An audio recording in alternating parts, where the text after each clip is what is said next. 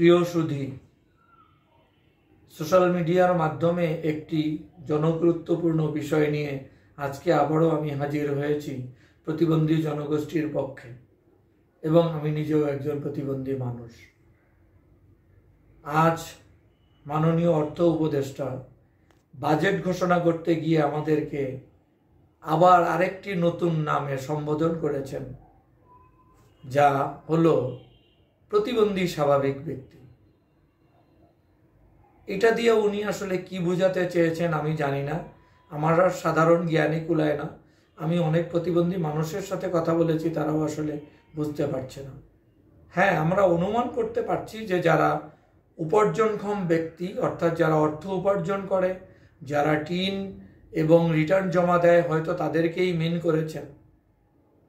আমি বাংলাদেশের রাষ্ট্রীয় কাঠামোতে যারা নীতি নির্ধারক এবং বাস্তবায়নকারী আছেন, বিভিন্ন মন্ত্রণালয়, অর্থ পরিকল্পনা, সকল মন্ত্রণালয় সহ এই বাজেটের সাথে যারা যুক্ত, তাদেরকে স্মরণ করাতে চাই 2013 সালে মহান সংসদে প্রতিবন্ধী ব্যক্তির অধিকার ও সুরক্ষা আইন 2013 নামে প্রতিবন্ধী ব্যক্তি বলেই একটি আইন পাশ হয়েছে।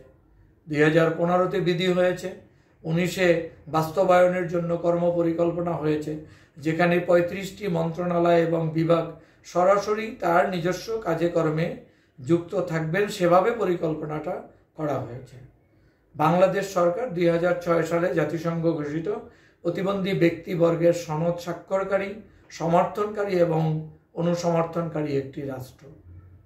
এরপরেও জাতীয় আন্তর্জাতিক অঙ্গীকার নিয়ে আমাদের রাষ্ট্র এবং রাষ্ট্র কাঠামোর সাথে যারা নীতি নির্ধারণ বাস্তবায়নকারীরা আছেন, আমাদেরকে বিভ্রান্তকর নামে, যেমন বিশেষ চাহিদা সম্পন্ন, বিশেষভাবে সক্ষম, ভিন্নভাবে সক্ষম, মেধাবী, এই যে বিভিন্নভাবে সুবর্ণ নাগরিক, এভাবে ডেকে আপনারা আসলে কি আনন্দ পান, কি মজা পান আমরা জানি না।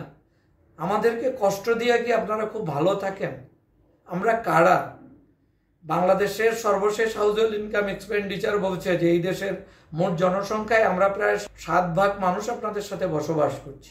2021 এবং 22 জাতীয় প্রতিবন্ধী ব্যক্তি জরিপেও বলা হয়েছে 2.80% মানুষ আমরা আপনাদের সাথে বসবাস করছি। সমাজসেবা অধিদপ্তর পরিচালিত প্রতিবন্ধিতা জরিপেও প্রায় 36 লক্ষাধিক প্রতিবন্ধী মানুষ সুবর্ণ নাগরিক কার্ড এর আওতায় এসছে। দেখেন, এটাও একটা মজার ঘটনা।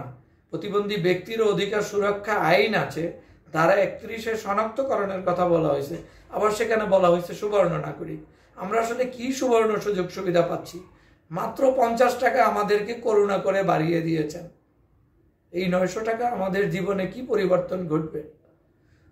তো একদিকে আমাদেরকে নিয়ে এক ধরনের পরিহাস উপহাস করা হচ্ছে, আমাদের উন্নয়ন পর্যায়ক্রমে পিছনের দিকে যাচ্ছে, স্কুলে ভর্তির হার ক্রমাগতভাবে কমছে, কর্মসংস্থানের ক্ষেত্র সীমিত হচ্ছে, যানবাহন যাতায়াত এবং যোগাযোগের ক্ষেত্রগুলো সীমিত হচ্ছে, সামাজিক অজ্ঞতা, অসচেতনতা এবং কুসংস্কারের মাত্রা ক্রমাগত বাড়ছে। বিভিন্ন প্রিন্ট, ইলেকট্রনিক এবং সোশ্যাল মিডিয়ায় আমাদেরকে এখনো ব্যঙ্গ বিদ্রুপ করে উপহাস করা হচ্ছে। এমনকি এভাবেও দেখা যায় যে কেউ যখন কোনো ভুল এবং অসংলগ্ন আচরণ করে, তখন তুলনা করা হয় প্রতিবন্ধী মানুষের সাথে।